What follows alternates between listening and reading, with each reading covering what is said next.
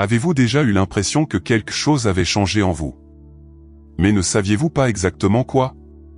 Comme si les lieux qui nous étaient autrefois familiers semblaient maintenant étranges, comme si les conversations répétées perdaient de leur éclat et que même les sourires environnants commençaient à sonner répétés. Peut-être que le monde reste le même, les mêmes visages, les mêmes paysages, les mêmes engagements, mais il y a quelque chose en vous qui a commencé à bouger. Une graine invisible qui se presse silencieusement à l'intérieur comme si elle demandait de l'air.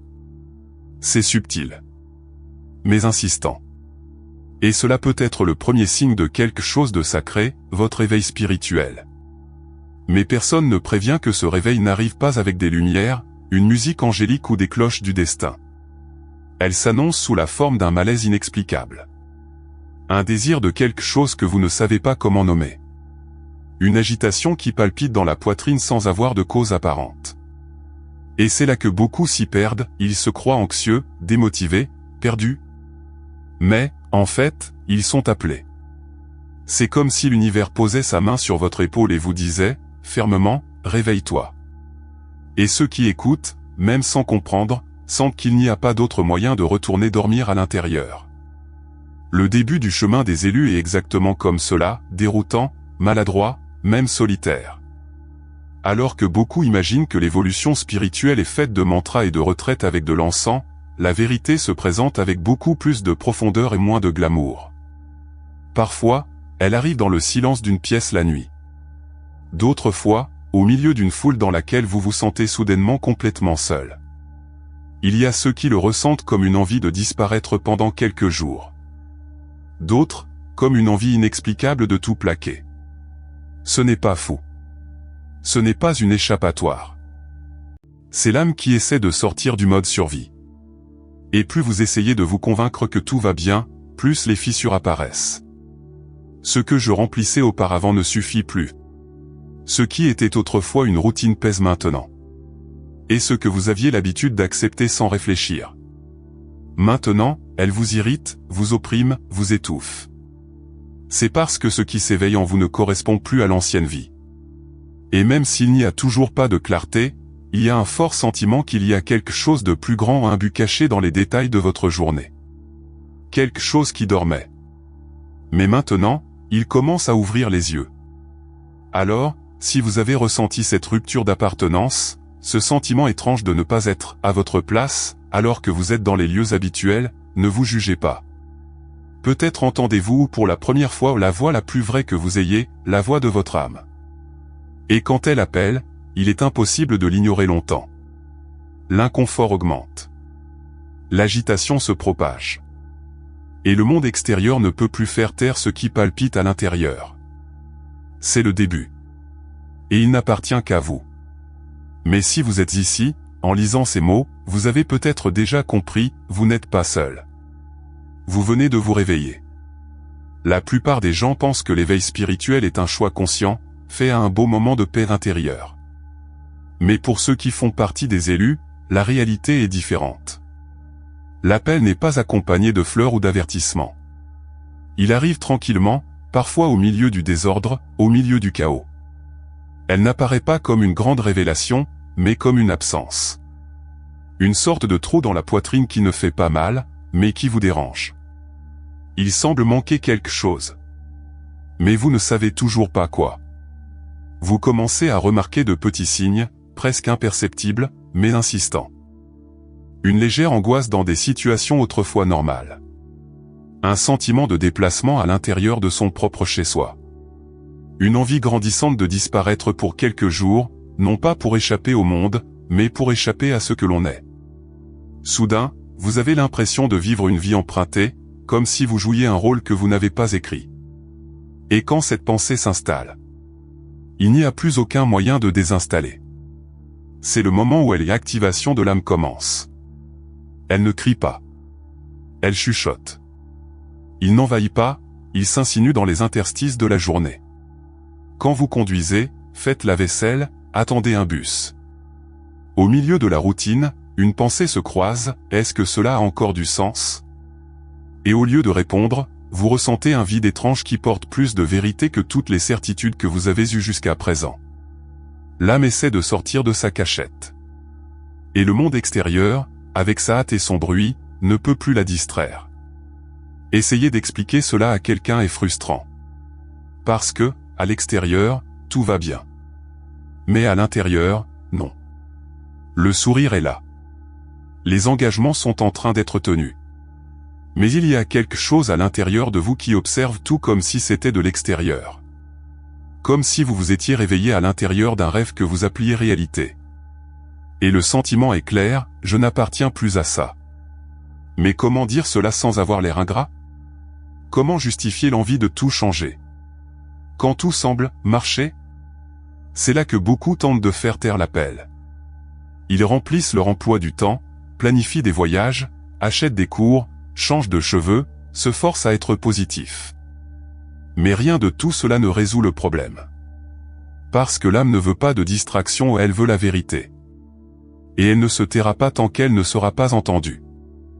Une pratique simple peut aider, asseyez-vous en silence pendant 10 minutes, sans musique, sans téléphone portable, sans distraction. Il suffit de regarder. Vous serez peut-être surpris de ce que votre esprit essaie de dire depuis longtemps. Au fur et à mesure que l'activation de l'âme s'approfondit, le corps commence à réagir d'une manière que l'esprit ne comprend pas. Vous vous réveillez fatigué, même après une nuit complète de sommeil. Vous ressentez une légère pression dans la tête, une oppression inexplicable dans la poitrine ou la chair de poule qui survient sans raison apparente. Et la première réaction est de penser au stress, à l'anxiété, à quelque chose de clinique. Mais les examens sont normaux. Le médecin dit que tout va bien. Et vous rentrez chez vous avec la même question qui résonne, qu'est-ce qui m'arrive? Ce qui se passe n'est en fait pas physique, c'est vibratoire.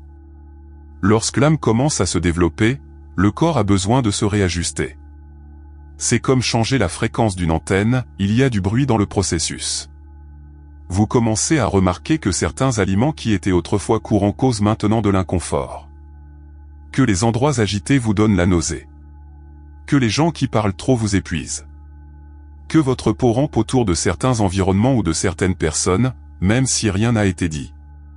Ce sont des symptômes spirituels, et ils surviennent parce que votre champ d'énergie devient plus subtil, plus sensible, plus sélectif. À ce stade, la solitude commence à cesser d'être un choix et devient une nécessité.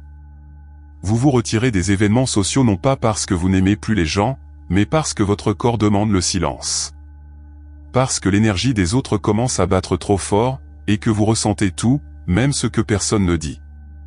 Votre perception s'aiguise, vous commencez à capter des intentions cachées, des émotions inexprimées, des atmosphères chargées. Et si avant vous absorbiez tout inconsciemment, maintenant vous réalisez à quel point cela vous épuise. Mais attention, ce n'est pas de la faiblesse. C'est un signe que vous êtes en train de vous raffiner. Que votre système énergétique cesse de fonctionner en mode défensif et commence à fonctionner en mode intuitif. Le monde semble-t-il plus bruyant? C'est parce que votre audition interne est plus nette. Certaines lumières vous dérangent-elles? C'est parce que votre vision énergétique s'ouvre. Vous commencez à ressentir ce que vous venez d'endurer. Et cette sensibilité? Bien qu'il s'agisse d'un défi, il s'agit de votre nouvel outil de navigation. À ce stade, vous pouvez vous sentir mal à l'aise, voire déplacé. Mais sachez que vous devenez quelqu'un qui perçoit l'invisible. Et cela nécessite du silence, des soins, du respect de votre temps intérieur. Astuce pratique? Avant de vous coucher, prenez un bain avec du gros sel et des herbes comme la lavande ou le romarin. Fermez les yeux, respirez profondément et sentez-vous revenir à votre centre. Ce n'est pas n'importe quel rituel, c'est une réunion avec votre fréquence d'origine. Une fois que la sensibilité s'éveille, un autre changement profond se produit et il fait généralement plus mal que tous les autres. Les relations commencent à se transformer. Des gens avec qui on riait, avec qui on parlait pendant des heures, qui se sentaient intimes. Maintenant, ils semblent lointains, étranges, comme s'ils appartenaient à une autre vie. Non pas parce que tu as cessé d'aimer, ni parce qu'il y avait des conflits. Mais parce que l'énergie a changé. Et qu'est-ce qui a uni? Il ne tient plus. C'est une douleur silencieuse. Un type de deuil que personne ne reconnaît, mais qui brûle. Vous êtes là, face à quelqu'un qui a fait partie de votre histoire, mais à l'intérieur vous sentez, nous ne sommes plus au même rythme. Les mots sonnent vides, les yeux ne se rencontrent plus comme avant, et même l'étreinte qui était chaleur semble maintenant contenir un léger malaise que personne ne peut expliquer. Le désir de s'éloigner ne vient pas de la blessure. Cela vient par instinct. C'est à ce point que beaucoup se blâment eux-mêmes. Ils essaient de forcer les rencontres, de maintenir des liens, de sourire quand le cœur est calme. Mais plus ils insistent, plus ils se fatiguent. Parce que l'âme, lorsqu'elle est éveillée, ne permet plus les liens qui vibrent en dehors de la vérité. Et l'univers, dans sa sagesse silencieuse, commence à écarter de son chemin tout ce qui ne soutient plus son expansion. Les amis s'éloignent. Les partenariats s'effondrent. Des personnes importantes commencent à quitter votre vie, non pas parce que vous avez échoué, mais parce que la mission nécessite maintenant de l'espace. C'est comme si la vie elle-même commençait à faire un émondage spirituel. Élimination de l'excédent. Libérer les branches qui ne portent plus de fruits. Et aussi douloureux soit-il, ce nettoyage est nécessaire. Parce que la mission de l'élu ne s'épanouit pas sur un terrain contaminé. Il a besoin de silence, de clarté, de connexion qui respecte la nouvelle vibration qui émerge de l'intérieur. Si vous vivez cette brouille, ne vous précipitez pas pour combler le vide.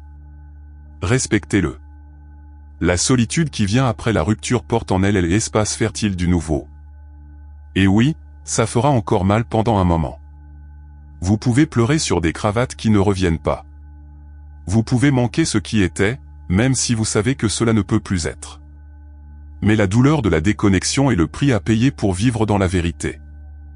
Et de vivre dans la vérité, c'est ce que son esprit est venu chercher. Après les premières pertes, une étape encore plus délicate se profile mais aussi plus profonde. La solitude spirituelle. Ce n'est pas la même chose que les autres. Ce n'est pas un sentiment passager d'être seul. C'est une sorte de silence qui s'installe à l'intérieur, même quand il y a du monde autour. Vous pouvez être à un déjeuner en famille, dans un cercle de conversation, entouré de personnes que vous connaissez, et vous avez toujours l'impression de ne plus y appartenir. C'est comme si votre âme était dans un autre temps, dans une autre fréquence. Et cela, au début, vous fait peur. Parce que vous aimez toujours ces gens. Ils veulent toujours être ensemble. Mais quelque chose en vous commence à rejeter l'excès, la superficialité, la répétition. Les pourparlers commencent à sembler forcés. Les sujets, superficiels. Et vous vous surprenez à sourire par politesse, mais vide à l'intérieur. Cette déconnexion est l'invitation la plus claire de l'âme au silence sacré. Elle dit, maintenant, j'ai besoin de parler. Mais tu ne m'écouteras que si le monde se tait un instant. La plupart tentent de résister à cette phase. Ils courent après la compagnie. Ils s'occupent de distractions. Il allume la télévision, répond aux messages, accepte les invitations qu'il ne veut pas. Mais tout cela n'est que de l'anesthésie. Et vous le sentez, le bruit ne vous protège plus. En fait, cela vous dérange. L'âme veut le silence. Pas ce silence inconfortable de l'ennui, mais le silence fécond de la présence. Car c'est là, entre quatre murs et sans distraction, que les téléchargements spirituels commencent à arriver. Idées. Intuition. Des compréhensions soudaines. Vous vous rendez compte qu'en restant immobile, sans rien faire, vous comprenez plus que des semaines d'efforts extérieurs. Parce que le silence n'est pas vide, c'est un canal. C'est un portail. C'est le terrain où les graines de votre mission peuvent enfin germer. Et c'est dans ce silence que vous commencez à vous rappeler qui vous êtes. Vous voulez un exercice simple mais puissant? Éteignez votre téléphone portable pendant 1 heure par jour. Pas de livre. Pas de musique. Pas d'écran. Juste vous avec vous. Au début, cela peut sembler inconfortable. Mais insistez. Ce qui ressemble à de la solitude. Bientôt, elle se révèle comme une présence sacrée. Et puis, à un moment donné de cette pratique, vous êtes surpris, ce vide qui vous faisait peur commence à vous accueillir. L'agitation commence à se taire.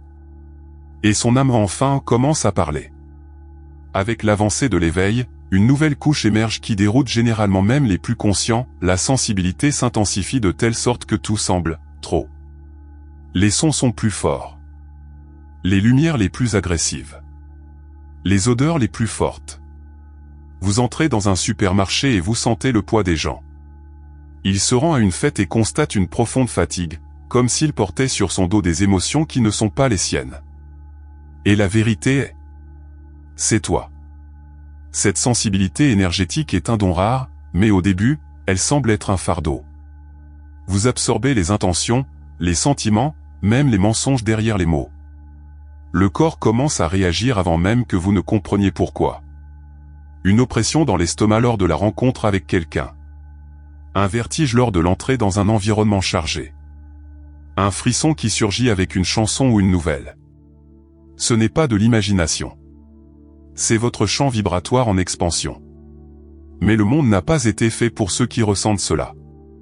Et pour cette raison, beaucoup de ceux qui passent par cette phase sont considérés comme trop sensibles, problématiques, difficiles.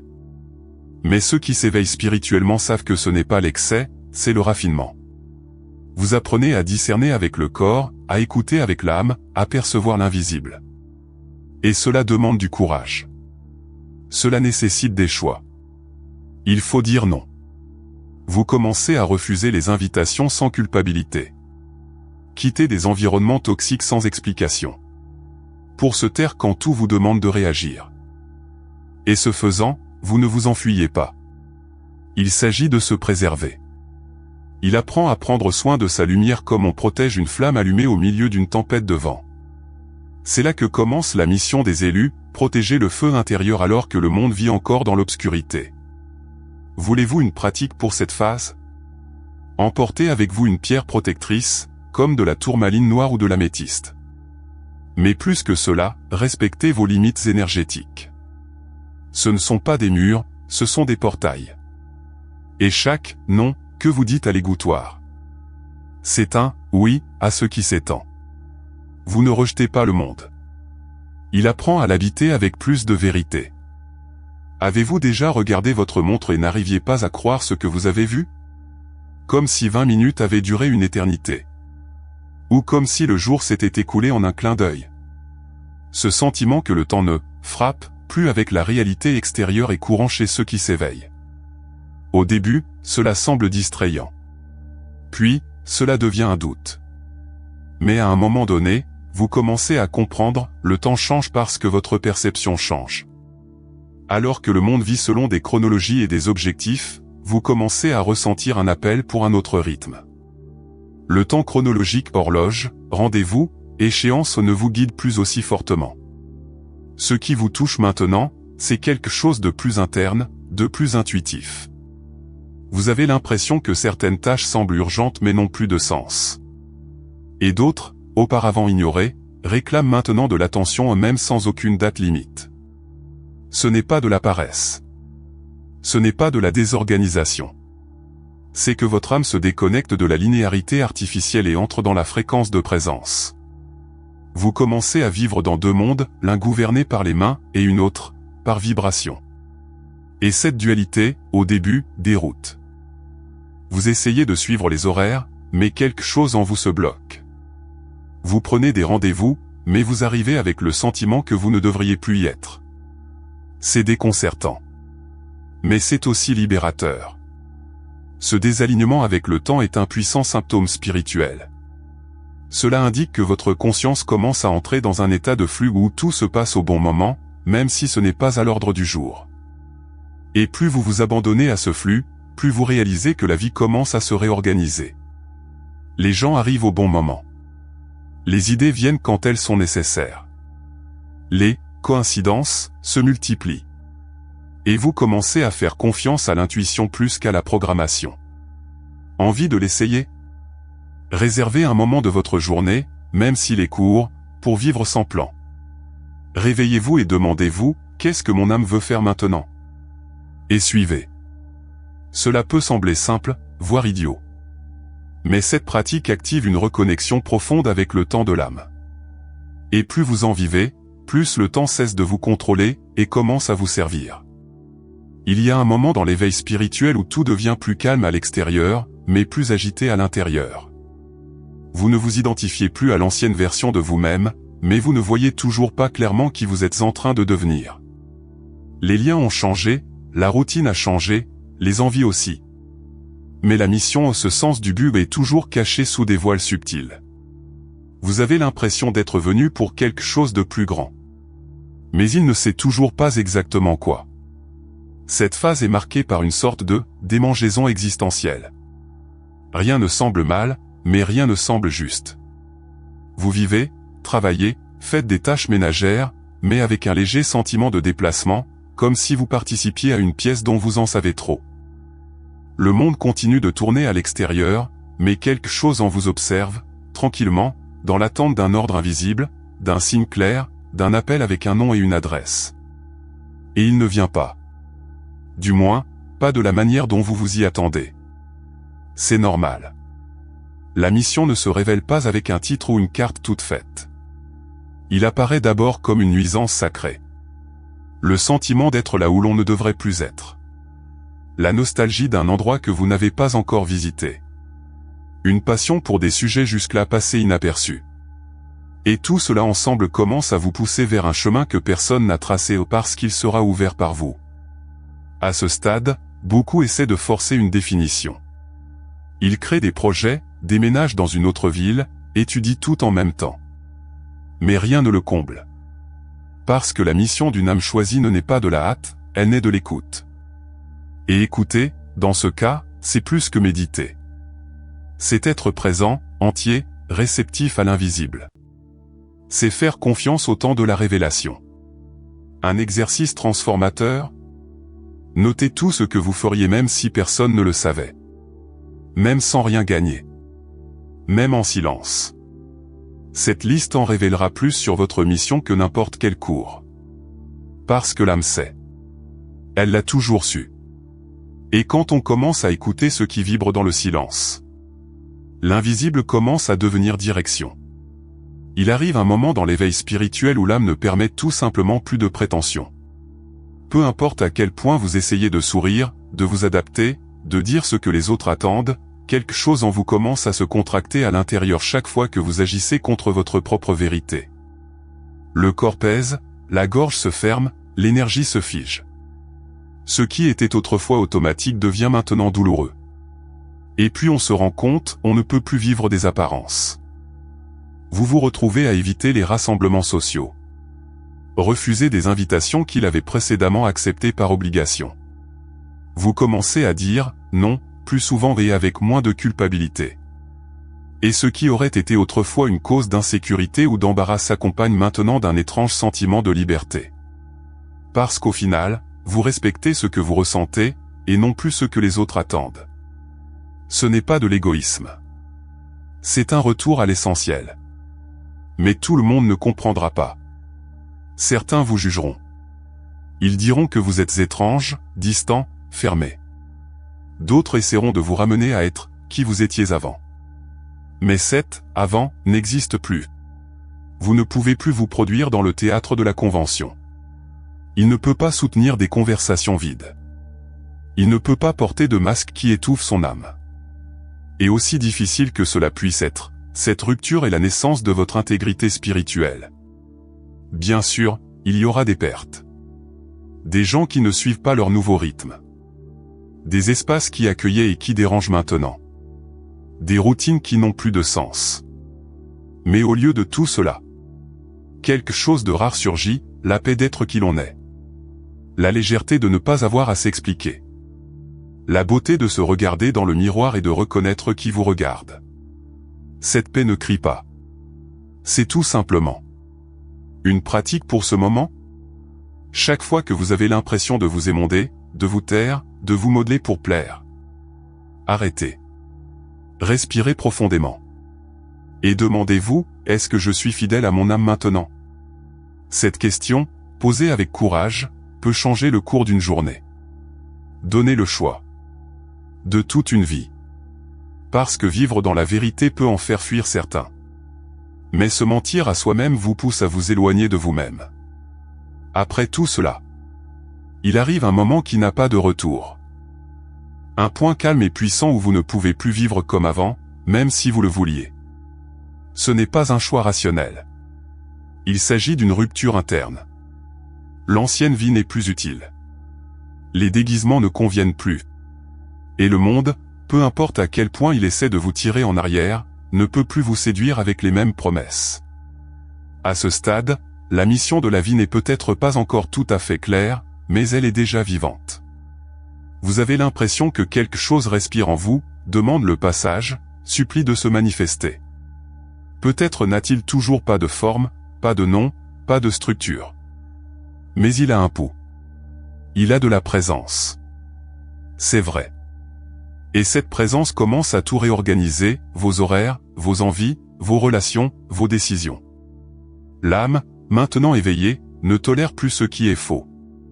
Vous percevez plus clairement qui vous nourrit et qui vous suce. Qui vous voit, et ceux qui ne font que projeter.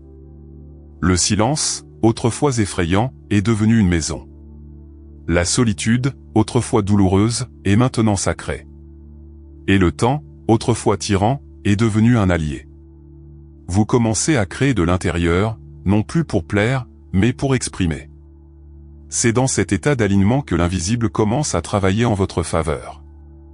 L'univers évolue de manière étrange, les gens se présentent au bon moment, les opportunités surgissent de nulle part, et même les difficultés viennent avec des enseignements cachés. Tout conspire non pas pour faciliter, mais pour confirmer. Vérifiez que vous êtes sur la bonne voie.